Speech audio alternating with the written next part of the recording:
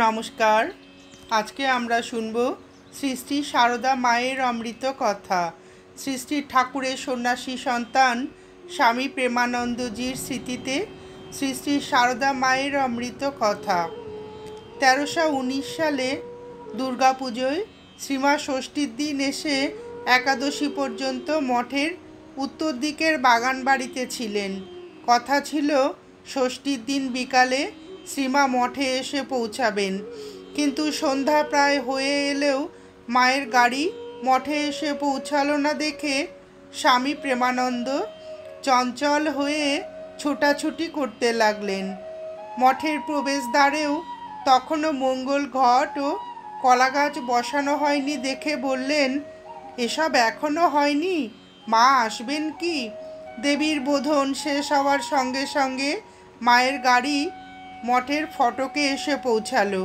গোলাপ মা শ্রীমাকে হাত ধরে সন্তর্পণে গাড়ি থেকে নামালেন। নেমেই মা সহাস্যে বললেন, সব ফিটফাট, আমরা যেন সেজেগুজে মা দুর্গা ঠাকুরুন এলুম। বাস্তবিকই ঠাকুর শ্রীরামকৃষ্ণদেবের পার্ষদগণ শ্রীমাকে সাক্ষাৎ জগদম্বা জ্ঞান করতেন।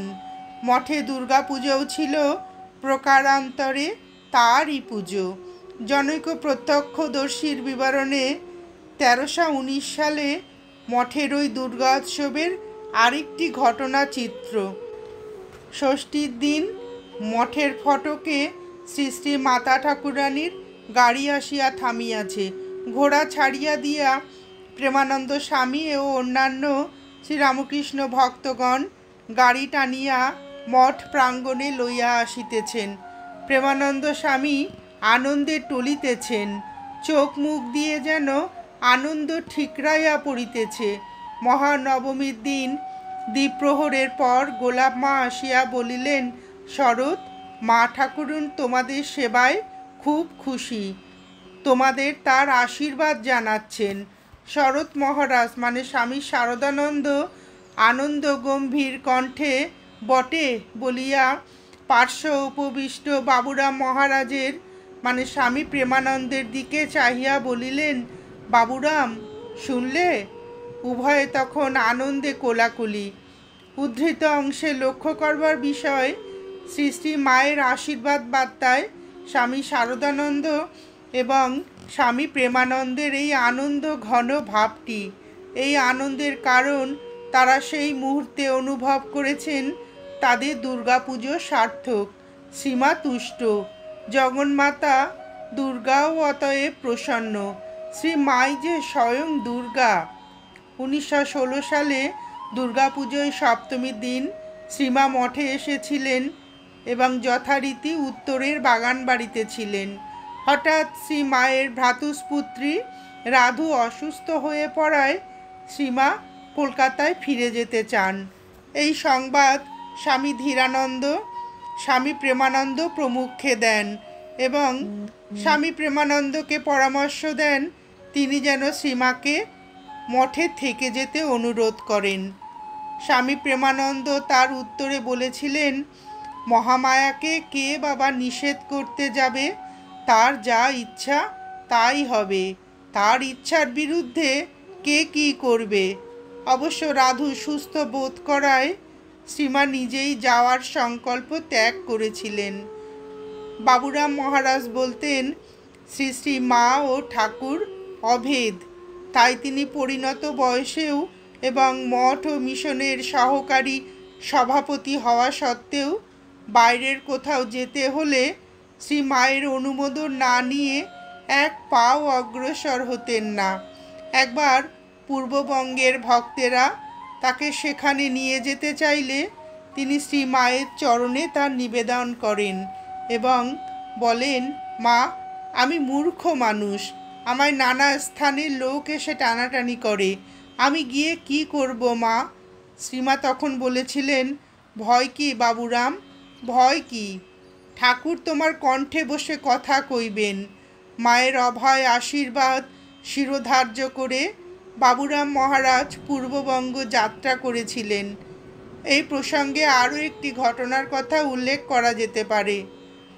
বর্ণনাটি দীর্ঘ হলেও বাবুরাম মহারাজ শ্রী মাকে যে কোন দৃষ্টিতে দেখতেন সেই সম্পর্কে একটি সুস্পষ্ট ধারণা পাওয়া যাবে বলে তা এখানে উল্লেখ করা হচ্ছে। স্বামী প্রেমানন্দের স্নেহভাজন ভক্ত ধীরেন্দ্র দাশগুপ্ত, পরবর্তীকালে যিনি স্বামী সম্বুদ্ধানন্দ হয়েছিলেন। বাংলা 1321 সাল, ইংরাজি 1914 সালের জ্যৈষ্ঠ মাসের 16, 17, 18 মালদহে শ্রী শ্রী ঠাকুরের একটি বিরাট উৎসবের আয়োজন করেন। তাদের এবং মালদহের সমস্ত ভক্তদের একান্ত ইচ্ছা স্বামী প্রেমানন্দ সেই উৎসবে যোগদান করেন। ইতিপূর্বে স্বামী প্রেমানন্দ ওই উৎসবে যাওয়ার ব্যাপারে আগ্রহ প্রকাশ করেছিলেন। উৎসবের দিন স্থির হওয়ার পর ধীরেন্দ্র চিঠি দিয়ে স্বামী প্রেমানন্দকে সব জানান, কিন্তু কোনো উত্তর পান না। পুনরায় চিঠি দেন, কিন্তু তারও কোনো উত্তর না আসায় খুব চিন্তিত হয়ে পড়েন। অবশেষে বাবুরাম মহারাজের উত্তর এলো। তাতে তিনি জানালেন যে বিভিন্ন কারণে তার উৎসবে আসা সম্ভব হবে না। সকলে খুব হতাশ হয়ে গেলেন। উৎসবের আর মাত্র 1 সপ্তাহ বাকি। অগত্যা ধীরেন্দ্র ও 2জন যুবক ভক্ত বেলুড় মঠে আসেন। তাদের দেখে মহারাজ মানে স্বামী প্রেমানন্দ খুব খুশি। শিশু স্বভাব মহারাজ বললেন, তোরা এসেছিস? ভাবছিলাম তোরা বুঝি আমায় আর ডাকলেই না। স্নানাহারের পরে বিকেলবেলা ধীরেন্দ্র মহারাজকে জিজ্ঞেস করলেন, মহারাজ, কবে এখান থেকে রওনা হলে আপনার পক্ষে সুবিধা হয়, তাহা জানতে পারলে ভালো হয়। বাবুরাম মহারাজ বললেন, এই তো এলি, এখনই রওনা হওয়ার কথা? এসেছিস, 2-1 দিন বিশ্রাম কর না রে। ধীরেন্দ্র বললে, 2-1 দিন এমনিই কেটে যাবে। ওখানে ওরা সব উদ্বিগ্ন হয়ে আছেন। মালদহে আমাদের যাবার তারিখটা জানিয়ে দিলে ওরা নিশ্চিন্ত হতেন। বাবুরাম মহারাজ বললেন, যাওয়া কি আমার ইচ্ছায় হয়? ধীরেন্দ্র বললে, তবে কার ইচ্ছায় হয় মহারাজ? বাবুরাম মহারাজ বললেন, শ্রী শ্রী ঠাকুরের যদি ইচ্ছা হয় তবে যাওয়া হবে। আমরা তো কত কি ইচ্ছা করি, কিন্তু কটা কাজ নিজেদের ইচ্ছা মতো করতে পারি। ধীরেন্দ্র বললে, শ্রী শ্রী ঠাকুরের ইচ্ছা কি করে বুঝবেন মহারাজ? বাবুরাম মহারাজ বললেন, কেন? সাক্ষাৎ মা জগদম্বা রয়েছেন বাগবাজারে, তাকে জিজ্ঞাসা করলেই হবে। তিনি যদি অনুমতি দেন তবে যাওয়া হবে। ধীরেন্দ্র বললে, শ্রী শ্রী মায়ের সঙ্গে সাক্ষাৎ করতে কবে যেতে চান? বাবুরাম মহারাজ বললেন, চল না, কাল সকালেই যাওয়া যাবে। সকালবেলা দেখবি এখান দিয়ে অনেক নৌকা কলকাতার দিকে যায়। একখানাকে ডাকলে এখানে লাগিয়ে আমাদের নিয়ে যাবে। ধীরেন্দ্র যেন আশা ও নৈরাশ্যের ঢেউয়ের মধ্যে পড়িয়া কেবল উঠিতেছেন ও পড়িতেছেন। মন খুবই উদ্বিগ্ন। পরদিন প্রত্যুষে উঠিয়া গঙ্গার ঘাটে দাঁড়াইলেন। একখানা নৌকা ডাকিলেন। নৌকা ঘাটে লাগিলে বাবুরাম মহারাজকে ডাকিবেন ভাবিতেছেন। এমন সময় দেখিলেন মহারাজ নিজেই বরাবর নৌকায় গিয়া উঠিলেন। অল্প সময়ের মধ্যে নৌকা বাগবাজার ঘাটে পৌঁছালো। আমরাও মাতৃ মন্দিরে পৌঁছালাম। স্বামী শারদানন্দ মহারাজ নিচের ছোট ঘরটিতে বসিয়াছিলেন। সেখানে বাবুরাম মহারাজ শরৎ মহারাজের সহিত কথাবার্তা কহিতে লাগিলেন। কিছুক্ষণ পরেই বাবুরাম মহারাজ শ্রী শ্রী মায়ের সঙ্গে দেখা করিতে যাইতে পারেন খবর আসিল। বাবুরাম মহারাজ ওপরে গেলেন, ধীরেন্দ্রও পশ্চাৎ পশ্চাৎ গেলেন। বাবুরাম মহারাজ শ্রী শ্রী মাকে ভূমিষ্ঠ হইয়া সাষ্টাঙ্গ প্রণাম করিয়া হাঁটু গাড়িয়া জোর হস্তে বসিলেন। ধীরেন্দ্রও মাকে প্রণাম করিয়া এক পার্শ্বে বসিলেন। শ্রী শ্রী মা মন্দির স্থিত খাটখানির দক্ষিণ পূর্ব কোণে পাদদয় ঝুলাইয়া বসিয়াছিলেন। মাথায় অর্ধ ললাট পর্যন্ত কাপড়, মুখ অনাবৃত। জনৈক ব্রহ্মচারী একখানা পাকা হাতে শ্রী শ্রী মায়ের এক পার্শ্বে দাঁড়াইয়া আছেন। শ্রী শ্রী মা বলিলেন, বাবুরাম, কেমন আছো? বাবুরাম মহারাজ বলিলেন, এখন ভালোই আছি মা। শ্রী শ্রী মা বলিলেন, মঠের সব ভালো তো? বাবুরাম মহারাজ বলিলেন, মঠের সব ভালো আছে মা। মা আবার বলিলেন, খবর কি? বাবুরাম মহারাজ বলিলেন, মা, আমি তো মূর্খ মানুষ, আমাকে নিয়ে সবাই টানাটানি করে ধীরেন্দ্রকে দেখাইয়া। এরা এসেছে মালদহ থেকে, সেখানে সৃষ্টি ঠাকুরের উৎসব হবে, এরা চায় আমি সেখানে যাই। সৃষ্টি মা বলিলেন, সে তো অনেক দূর, তোমার না এর মধ্যে অসুখ হয়েছিল? বাবুরাম মহারাজ বলিলেন, হ্যাঁ মা, 12-14 দিন পূর্বে একবার জ্বর হয়ে গেছে। সৃষ্টি মা বলিলেন, তবে এই গরমের মধ্যে একবার অসুখ হয়েও গেছে, এত দূর নাই বা গেলে? বাবুরাম মহারাজ বললেন, আচ্ছা মা, বেশ বেশ। বাবুরাম মহারাজ এই কথা বলিয়া ধীরে ধীরে নিচে চলিয়া গেলেন। মহারাজকে দেখিয়া মনে হইল যেন মা তাহার অভীপ্সিত আদেশ দিয়াছেন এবং তিনি অত্যন্ত আনন্দিত হইয়াছেন। নিচে স্বামী শারদানন্দের সহিত পুনঃ নানা কথাবার্তা হইতে লাগিল। এদিকে ধীরেন্দ্রর মনের অবস্থা কি হইল ভাষায় ব্যক্ত করা অসম্ভব। তিনি কিছুক্ষণ কিংকর্তব্য বিমূঢ় হইয়া রহিলেন এবং পরে সৃষ্টি মাকে সকল কথা নিবেদন করিয়া বলিলেন, মা, আজ 1.5 মাস 2 মাস যাবৎ মালদহে সৃষ্টি ঠাকুরের উৎসবের আয়োজন হচ্ছে। সকলেরই বহুদিন থেকে সংকল্প পূজনীয় বাবুরাম মহারাজকে নিয়ে এই উৎসব করেন। সকলেই আশা করে রয়েছে তিনি না গেলে হাজার হাজার লোক নিরাশ হবে, উদ্যোক্তরা মর্মাহত হবেন। মালদহ বেশি দূরে নয় মা, আজ রাত্রিতে খাওয়া দাওয়া করে রওনা হলে কাল দুপুরেই সেখানে পৌঁছে আহারাদি করা যায়, রাস্তায় কোনো কষ্ট হবে না। প্রথম শ্রেণী বা দ্বিতীয় শ্রেণীর গাড়িতে ভালো বন্দোবস্ত করে নিয়ে যাব স্থির করেছি। আপনি অনুমতি না দিলে উৎসবই পণ্ড হয়ে যাবে।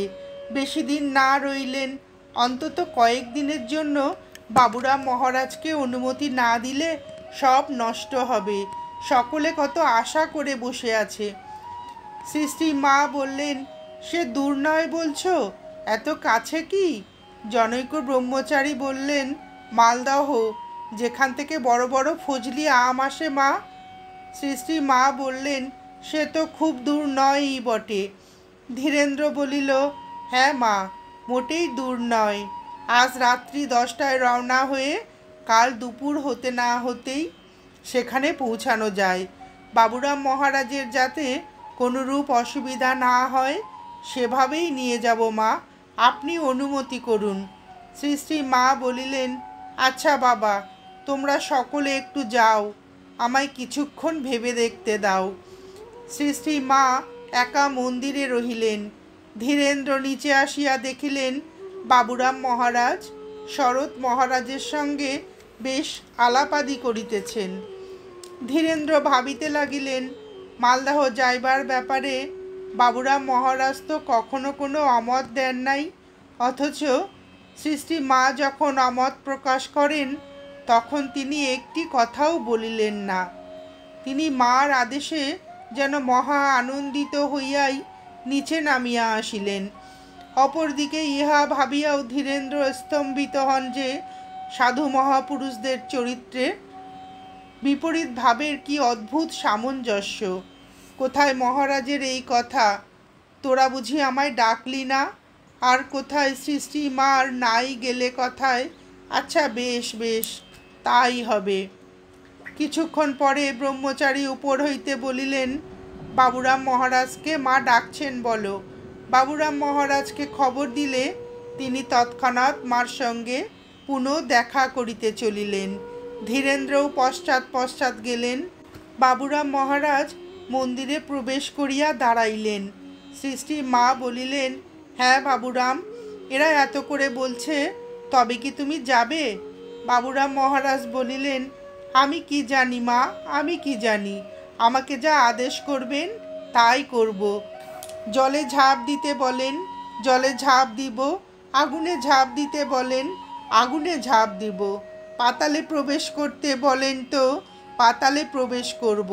আমি কি জানি, আপনার যা আদেশ কথাগুলি বাবুরাম মহারাজ এত ভাবাবেগে বলিলেন যে কিছুক্ষণ পর্যন্ত সকলে নিস্তব্ধ।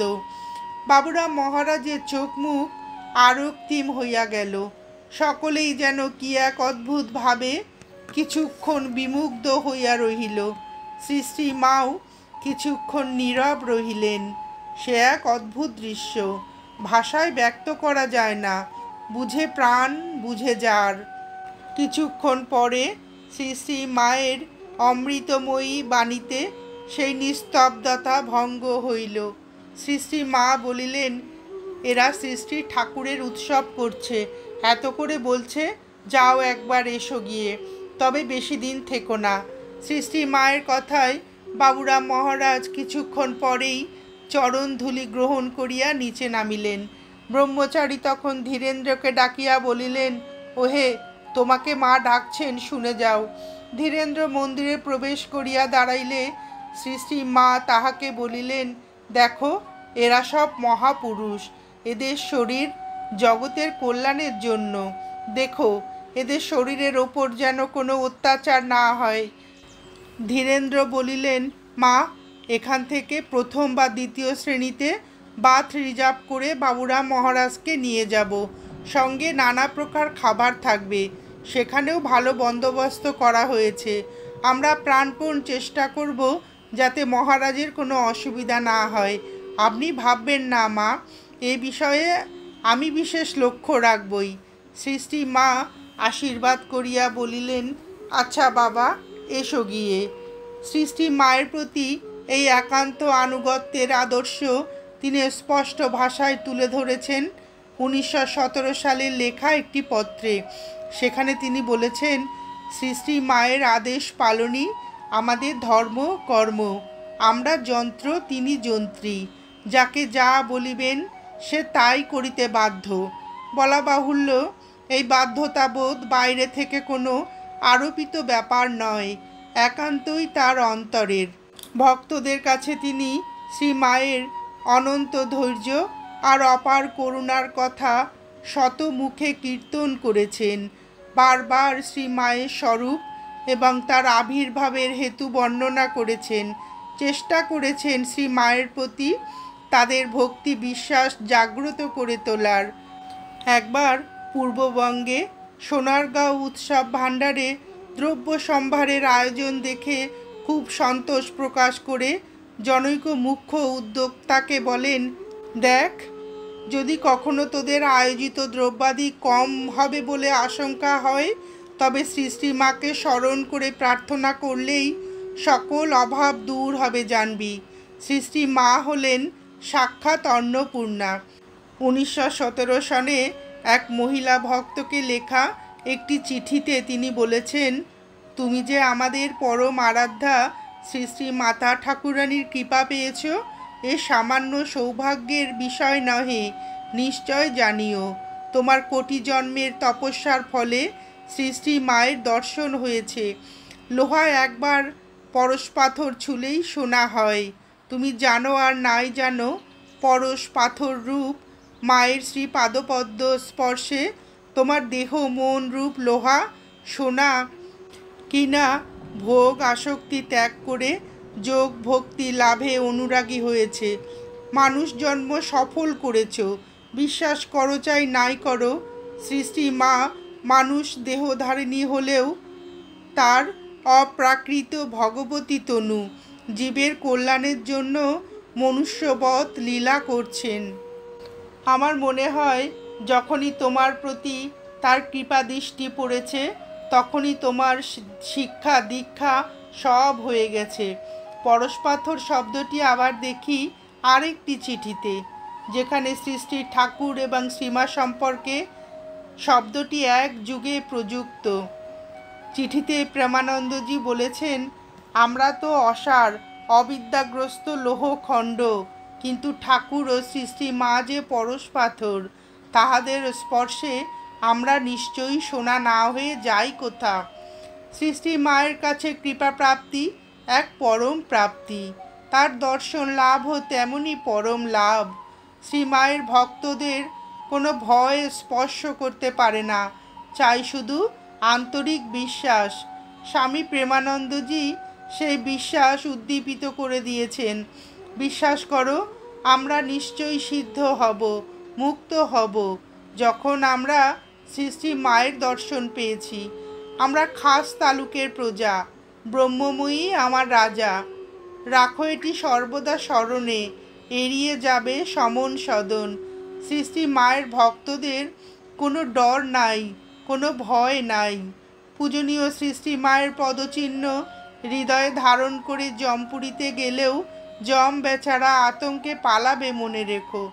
একজনকে লিখেছেন, ছি, ডুববে কেন, ওসব ভাব মনে আসতে দিও না। কত জন্মে সুকৃতির বলে মার আশ্রয় পেয়েছ, তার কৃপা পেলে কি মানুষ কখনো ডোবে? তুমি আবার কতজনকে তুলবে? এই ধারণা দিবারাত্র হৃদয়ে পোষণ করবে। You are the chosen children of our Lord. নইলে কৃপা করবেন কেন? ডিপ্রেশনগুলো দূর করে দেবে। ভাববে, মার কৃপায় আমরা নিত্য মুক্ত, শুদ্ধ, বুদ্ধ।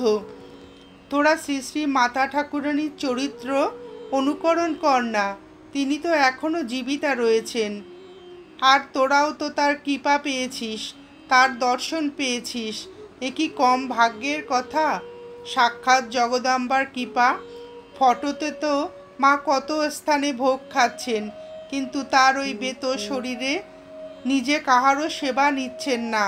পরিচিত হোক আর অপরিচিত হোক, যে কেউ দেশে তার কাছে যাচ্ছে, তাকে তিনি কত যত্ন, কত সেবা করছেন। দেশে তিনি নিজে রাঁধেন, জল তোলেন, এমনকি ভক্তদের জন্য কোথায় ভালো দুধ, ভালো আনাজ আছে, আহা, তার জন্য 1 মাইল পর্যন্ত মা খুঁজে নিয়ে আসেন। ভক্ত প্রসাদ পেয়ে গেলে বাড়িতে ঝি চাকর, বাসন মাজবার কেউ নেই, তার হুঁশ নেই। শ্রীমা নিজে তাদের লুকিয়ে সক্রি পারছেন। যিনি স্বয়ং ভগবতী, সাক্ষাৎ জগদম্বা, তিনি কেন ভক্ত সেবায় অথবা তুচ্ছ সাংসারিক কর্মে নিরত? স্বামী প্রেমানন্দ এই বিচিত্র রহস্যেরও উদ্ঘাটন করে দিয়েছেন তার একটি পত্রে। সেখানে তিনি বলেছেন, রাস রাজেশ্বরী সাত করে কাঙালিনী সেজে ঘর নিকুচ্ছেন, বাসন ধুচ্ছেন, চাল ঝাড়ছেন, এমনকি ভক্ত ছেলেদের এঁটো পর্যন্ত পরিষ্কার করছেন। ঠাকুরের গলায় ঘা হয়েছিল রামকৃষ্ণ সংঘ তৈরির জন্য। আবার মা জয়রামবাটিতে থেকে অত কষ্ট করেছেন গৃহী ভক্তদের গার্হস্থ্য ধর্ম শেখাবার জন্য। অসীম ধৈর্য, অপরিসীম করুণা, সর্বোপরি সম্পূর্ণ অভিমান রাহিত্য। প্রেমানন্দজি অনুভব করেন কোনো কোনো ক্ষেত্রে শক্তির দিক দিয়ে শ্রীমা যেন শ্রী শ্রী ঠাকুরকেও অতিক্রম করে গিয়েছেন, কিন্তু শ্রীমা সর্বদা নিজেকে ঢেকে রেখেছেন। তার মহিমা বুঝবে কে? এই প্রসঙ্গে স্বামী প্রেমানন্দ বলেছেন, শ্রী শ্রী মাকে কে বুঝেছে, কে বুঝতে পারে?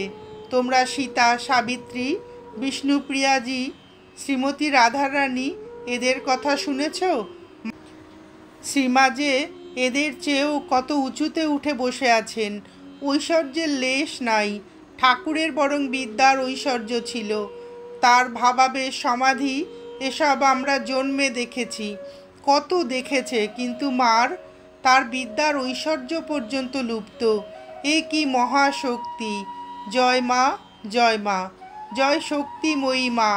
দেখছো না কত লোক সব ছুটে আসছে?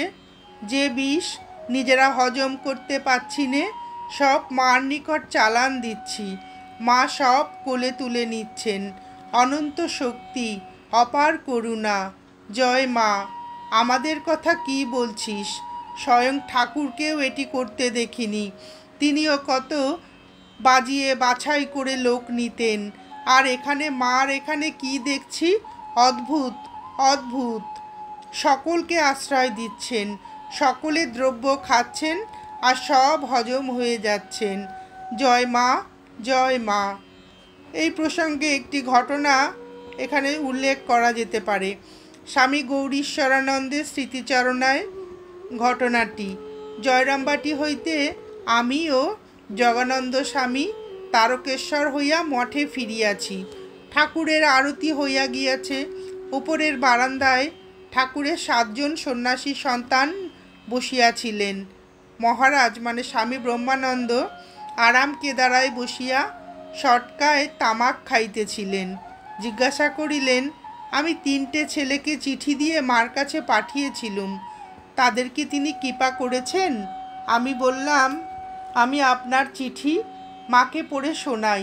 চিঠি শুনে সদ্য জ্বর মুক্ত হয়েছেন, দুর্বল শরীর। স্বগতভাবে বললেন, ছেলে আমার বিদেশ থেকে শেষকালে এই জিনিস পাঠালে। মহারাজ স্তব্ধ হইয়া গেলেন। তাহার হাত হইতে সটকা খসিয়া পড়িল। সকলেই চুপচাপ। কয়েক মিনিট পরে নিস্তব্ধতা ভঙ্গ করিয়া বাবুরাম মহারাজ বলিতে লাগিলেন, ধন্য মা, তিনি ওইসব বিষ নিজে গ্রহণ করে আমাদের মতন সন্তানকে বাঁচিয়ে রাখছেন। তিনি ওই বিষ গ্রহণ না করলে আমরা কবে জ্বলে পুড়ে ছাই হয়ে যেতুম। বলিয়াই 2 হাত তুলিয়া ভাবাবেগে বারবার মাকে প্রণাম করিতে লাগিলেন। এই বিষয়ে স্বামী প্রেমানন্দ এক ভক্তকে একদিন বলেন, শ্রী শ্রী মা ঠাকুরনকে দেখেছি ঠাকুরের চেয়েও আধার বড়। তিনি শক্তি স্বরূপিনী কিনা, তার চাপবার ক্ষমতা কত। ঠাকুর চেষ্টা করেও পারতেন না, বাহিরে বেরিয়ে পড়ত। মা ঠাকুরনের ভাব সমাধি হচ্ছে, কিন্তু তিনি কাহাকেও জানতে দেন না। তার ধারণা করবার শক্তি কত। শ্রী মায়ের ওপর তার ভালোবাসা, ভক্তি, বিশ্বাসের কয়েকটি ছোট কিন্তু অসাধারণ ঘটনা। উদ্বোধন হইতে স্বামী নির্লেপানন্দ মঠে আসিয়াছেন। তিনি প্রণাম করিতেই বাবুরাম মহারাজ বলিলেন, ওরে, যাবার সময় নৌকায় উঠবার আগে আমাকে বলে যাস। তখন মঠের তরকারি ও বাগান ও ফুলের বাগিচা রান্নাঘরের নিকটে ছিল। তিনি যথেষ্ট বাছা ফুল, তরকারি এবং শ্রী মায়ের প্রিয় আমরুল শাক ঠিক করিয়া রাখিয়াছেন। বলিলেন, বাবুরামের দণ্ডবত বলিস, আর এগুলো মাকে দিস। একসময় মঠ হইতে নিত্য মাকে দুধ ও ফুল পাঠাইতেন। মামাদের বিষয় জমিজমা ভাগ করিয়া দিবার জন্য শরৎ মহারাজ জয়রামবাটি যাইবেন। মঠে বাবুরাম মহারাজকে প্রণাম করিয়া বলিলেন, মা ঠাকুরানের আদেশে যাচ্ছি, ভাগ বাটোয়ারার কাজ জানি না, তুমি আশীর্বাদ করো যাতে কাজটা সুষ্ঠুভাবে করে মা ঠাকুরনকে নিয়ে উদ্বোধনে আসতে পারি। বাবুরাম মহারাজ উত্তর দিলেন, তুমি যার আদেশে যাচ্ছ তার আদেশ পেলে আমরা বর্তে যাই। আমি বলছি তুমি যাও, ঠিক পারবে। শ্রী শ্রী মায়ের এক শিষ্য তাহার হাত হইতে গৈরিক বস্ত্র নিয়া কাশীতে গিয়াছেন। বাবুরাম মহারাজ তখন কাশীতে। জনৈক সাধু বলিলেন, মা নিজে সন্ন্যাসী নন, তোমাকে কি করে সন্ন্যাস দেবেন? সঙ্গে সঙ্গে বাবুরাম মহারাজ উত্তেজিত কণ্ঠে বললেন, মার দেওয়া গৈরিককে যদি সন্ন্যাস বলে স্বীকার না করো তো তোমাদের এই বিধির সন্ন্যাসও আমি মানি না। জয়রামবাটিকে স্বামী প্রেমানন্দ পূর্ণ তীর্থস্থল জ্ঞান করতেন। শ্রী মায়ের পূত সান্নিধ্যের আকর্ষণে তিনি সেখানে একাধিকবার গিয়েছেন। প্রতিবারই তার জীবন চর্চা প্রত্যক্ষ করে বিস্ময়ে অভিভূত হয়েছেন। জয়রামবাটিতে শ্রী মায়ের পবিত্র সংস্পর্শে আসার সৌভাগ্য যাদের হয়েছে তাদের প্রতিও দেখি প্রেমানন্দজির আশ্চর্য ভক্তি। একবার জয়রামবাটি থেকে ফিরে 3 জন ভক্ত বেলুর মঠে স্বামী প্রেমানন্দের কাছে একটি বার্তা পৌঁছে দিতে যান। ভক্তেরা কথা বলে যেই প্রেমানন্দজিকে প্রণাম করতে গেলেন, সঙ্গে সঙ্গে তিনি 2-3 হাত পিছিয়ে এসে বলে ওঠেন, তোমরা জয়রামবাটি হতে এসেছো, তোমরা সোনা হয়ে গেছো, তোমরা সোনা হয়ে গেছো। আমি কি তোমাদের প্রণাম নিতে পারি? জয় মা, জয় মা। প্রেমানন্দজির এই আচরণ ও উক্তি শ্রী মায়ের প্রতি তার ভক্তির উৎকর্ষের একটি দীপ্ত প্রমাণ।